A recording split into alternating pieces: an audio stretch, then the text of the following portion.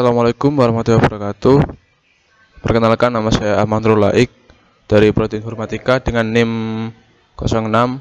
Saya akan menjelaskan tentang perangkat manajemen lingkungan. Jadi kita mulai dengan ekoefisiensi. Ekoefisiensi merupakan ekoefisiensi menurut Kamus Lingkungan Hidup dari Kementerian Lingkungan Hidup RI, suatu konsep efisiensi yang memasukkan aspek sumber daya alam dan energi atau suatu proses produk yang meminimumkan penggunaan bahan baku air dan energi serta dampak lingkungan per unit produk.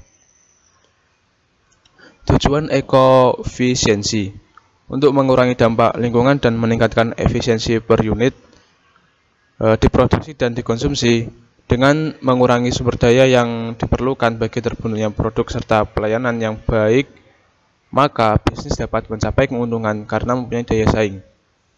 Analisa ekoefisiensi atau penghematan biaya, baik dari segi keuntungan ekonomi, keuntungan perbaikan lingkungan, maupun keuntungan perbaikan organisasi. Selanjutnya, teknologi bersih. Teknologi bersih adalah strategi pengelolaan lingkungan yang bersifat preventif dan terpadu, yang diterapkan secara terus-menerus pada proses produksi, produk dan jasa sehingga meningkatkan ekoefisiensi dan mengurangi terjadinya risiko terhadap manusia dan lingkungan atau UNEP.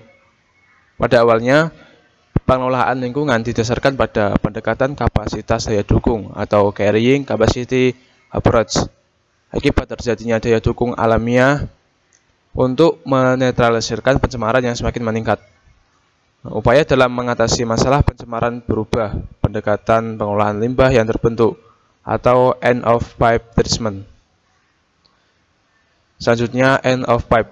Dari sisi positif ini, pengembangan konsep end of pipe adalah memacu pertumbuhan konsultan teknik dan pembuatan peralatan yang berkaitan dengan unit pengelolaan baik limbah fasa, limbah gas ataupun limbah cair.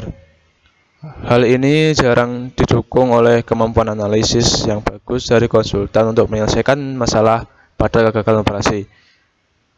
Karena seringkali konsultan teknik hanya sebagai penjual teknologi atau peralatan saja, akibatnya sasaran pengelolaan lingkungan dengan pengendalian pencemaran ini tidak dapat dicapai secara menyeluruh.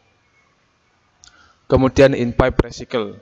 Dalam konsep ini memiliki hierarki di mana recycle harus dilakukan langsung. Atau disingkat in-pipe recycle, jadi penyelesaian masalah lingkungan ditekankan pada sumber pencemaran, bukan pada akhir proses seperti end-of-pipe treatment teknologi. Konsep ini membutuhkan perubahan sikap, pengelolaan lingkungan yang bertanggung jawab, dan penilaian pemilihan produksi. Produksi bersih yang sederhana untuk diterapkan adalah good housekeeping. Nah, apa sih good housekeeping itu? Kita lihat pada slide selanjutnya. Housekeeping itu mengurangi kehilangan bahan baku produk dan energi sebagai adanya kebocoran dan tumpahan. Menempatkan peralatan dengan baik untuk menghindari terjadinya tumpahan dan kontaminasi. Kemudian menyediakan dan menggunakan penampungan tetesan, tumpahan, dan kebocoran. Mencegah tercampurnya aliran limbah dari sumber yang berbeda. Kemudian memodifikasi produk. Memodifikasi produk sendiri ini memformulasikan kembali rancangan produk untuk mengurangi dampak negatif terhadap lingkungan setelah produk tersebut dipakai. Kemudian menghilangkan kemasan yang berlebihan dan tidak perlu. Kemudian meningkatkan masa pakai produk, mendesain produk sehingga produk tersebut dapat didaur ulang atau di recycle. Kemudian ada modifikasi proses, yaitu mengganti peralatan yang rusak dan perbaikan tata letak untuk mengoptimasikan aliran bahan dan esensiasi produk. Memperbaiki kondisi proses seperti kecepatan aliran, temperatur, tekanan, waktu penyimpanan untuk memperbaiki kualitas produk akhir, mengurangi terbentuknya limbah. Kemudian perbandingan cleaner production dan population control.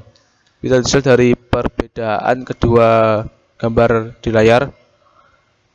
Cleaner production antisipasi dan pencegahan, sementara population control adalah reaksi dan perawatan. Jadi population control ini setelah adanya populasi. Jadi bisa dilihat perbedaannya di sini, mulai dari pengembangan secara kontinu, kemudian kemajuan current menggunakan closed loop atau classical recycle process, semua dalam perusahaan mempunyai peraturan permainan, kemudian aktif dalam aktivasi dan menghindari adanya population limbah dan lain-lain. Kemudian pada population control, satu penyelesaian pada masalah sendiri, kemudian proses menghasilkan limbah untuk dibuang. Penyelesaian dikembangkan oleh ahlinya, respon reaktif terhadap polusi dan limbah setelah terjadi. Kemudian dan lain-lain juga bisa dilihat di layar. Oke, terima kasih sudah menonton video ini. Jika ada kata-kata yang kurang berkenan, mohon maaf. Saya tutup presentasi. Assalamualaikum warahmatullahi wabarakatuh.